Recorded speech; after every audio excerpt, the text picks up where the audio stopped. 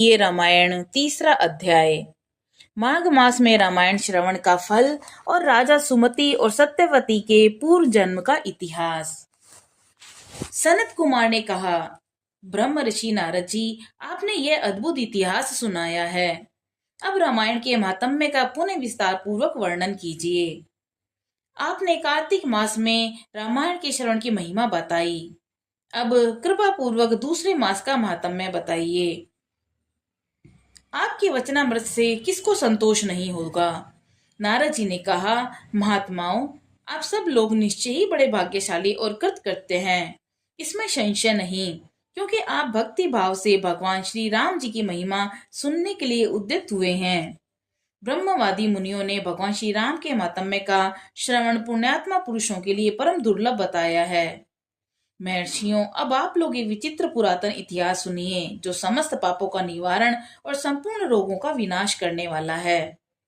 पूर्व काल की बात है। द्वापर में सुमति नाम से प्रसिद्ध एक राजा ही हो गए थे।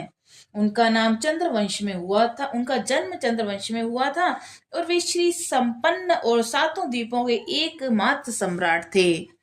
उनका मन सदा धर्म में ही लगा रहता था। वे सदा सत्यवादी और सब प्रकार की संपत्तियों से सुशोभित थे।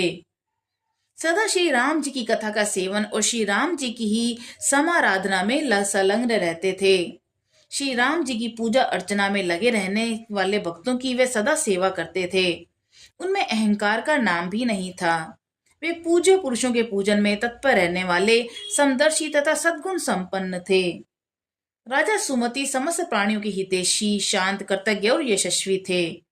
उनकी परम सौभाग्यशालिनी पत्नी भी समस्त शुभ लक्षणों से सुशोभित थी। उनका नाम सत्यवती था।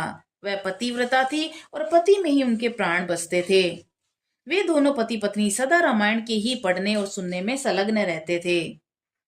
सदा अन्न का दान करना, प्रतिदिन जल दान में प्रवृत्त रहते थे और उन्होंने असंख्य पोखरों, बगीचों और बावड़ियों का निर्माण कराया था। महाभाग राजा सुमति भी सदा रामायण के ही अनुशीलन में लगे रहते थे। वे भक्ति भाव से भक्ति हो रामायण को ही बाँचते और सुनते थे। इस प्रकार वे धर्मज्ञ नरेश सदा श्री राम जी की आराधना में ही तत्पर रहते थे। उनकी प्यारी पत्नी सत्यवती भी ऐसी ही थी। देवता भी उन दोनों दंपत्ति की सदा बुरी बुरी प्रशंसा करते थे। एक दिन उन त्रिभुवन विख्यात धर्मात्मा राजा रानी को देखने के लिए विभांडक मुनि अपने बहुत से शिष्यों के साथ वहां पर आए। मुनिवर का त्रिभांडक को आया देखकर राजा